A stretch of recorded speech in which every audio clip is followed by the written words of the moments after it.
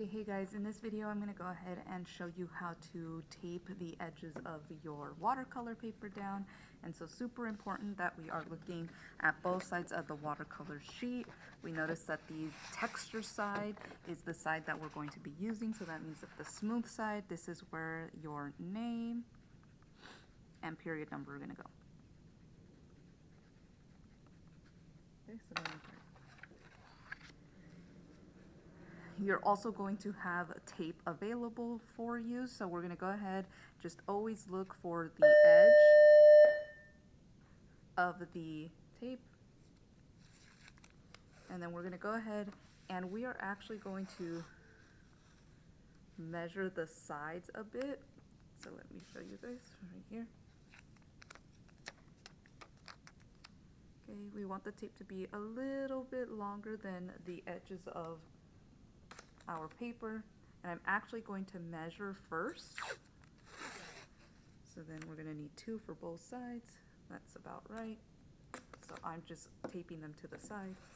I'll put them here so you guys can see. So here is for the top and bottom. And then we also want to make sure that we're getting the right and left sides.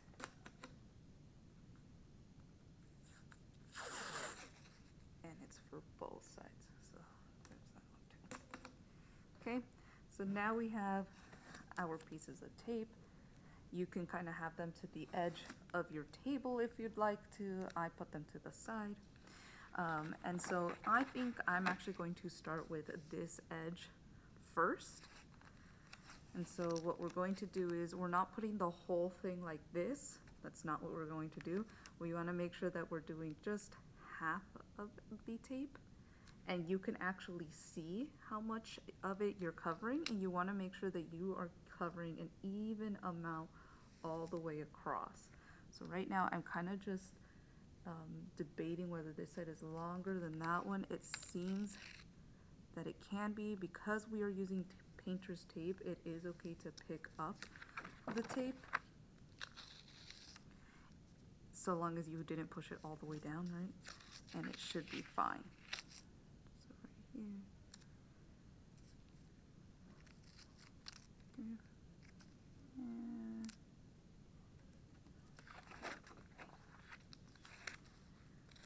I think that was too much, you guys. I don't want to cover a lot of it because we want the most amount of painting space possible. Okay, I'm actually happy with that. I think this would actually work. I like having my edges really skinny, but if you want to add more to it, that's totally up to you, but I like this. And so what we're going to do is we're going to turn this guy around. I'm going to just flatten it like that. And then with a pair of scissors, we're just going to clean off the side. Okay. And then the pair of scissors over here. Clean up the side. Okay. You might end up seeing a little bit of tape on the front edge. If this is you and it bothers you, you can go ahead and cut that off, but we're actually going to be using some tape on the side, so it'll get covered anyway.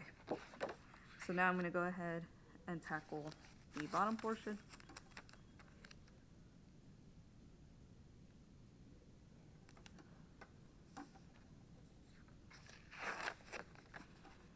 Okay, so now we're going to have it on both sides. I'm going to go ahead, we're just going to go like that.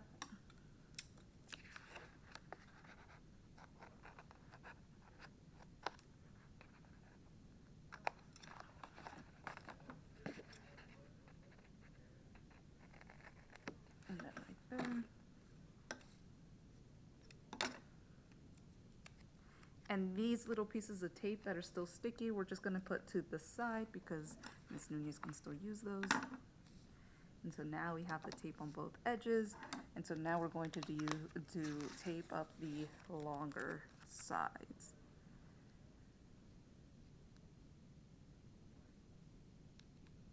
And I think about that much should be good. Now I'm going to go ahead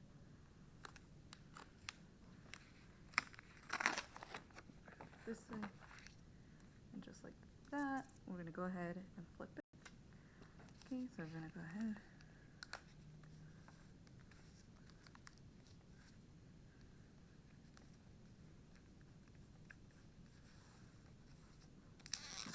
Okay, now we're just grabbing the scissors again.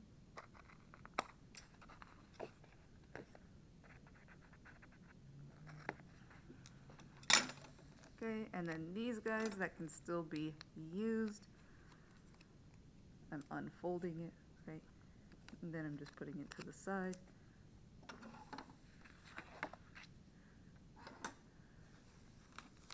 Over here, we're going to go ahead, do the same thing one last time. About there. And this is just so that when we're getting to finishing our painting and, you know, we remove the tape, we have nice clean edges. It makes it a lot nicer to look at when it's framed. It gives it kind of like the look of high quality product, and so it is more likely to sell if it's in the art show, or if you just want to personally sell it on your own, that's totally fine too. Okay, and so now we have a piece of paper that's taped up to all of the edges. Now we are going to be creating 6 little sections, so we're going to paint 6 little different things. So right now I'm going to go ahead and cut 2 additional pieces of tape, the shorter side, and then we're just going to tape or cut 1 piece of long tape again for right there across the paper. And so I like to kind of stand and take a look, and I kind of place my tape, but before I push it down or anything, I try to take a look to see how much space I'm taking up, and to me it almost looks like this is taking up a little too much. I think it might be better if it's something like this, and then this one might be better, maybe like this. Okay, now you're gonna notice this one is shorter, so this piece of tape is shorter than this piece of tape. So for these edges, we're gonna go ahead and right behind it, right, just like that. For this one, we want to make sure we have nice clean edges. So this is where these guys are going to come in handy. You're going to go ahead and grab any edge that is a nice straight edge, and then all you're going to do is overlap it.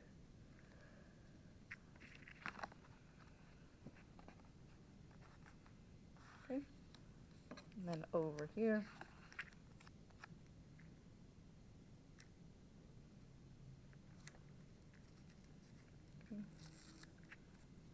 This already has its clean edge, so it doesn't matter if it doesn't line up all the way there. We just need the clean edge for this edge there.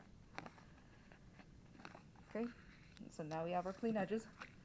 And now we can go ahead and grab our large piece of tape.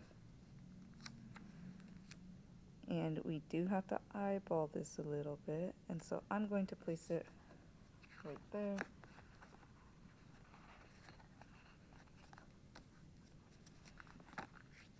And so now this is our 6. Okay. And later we'll talk about what the 6 paintings will be. And this one will actually turn in, so very important that you do have your name on it. We'll tackle it at a later date. All right. Once you're done doing this process, return the material, so the tape and the scissors up front. Thanks, guys. See you in the next one.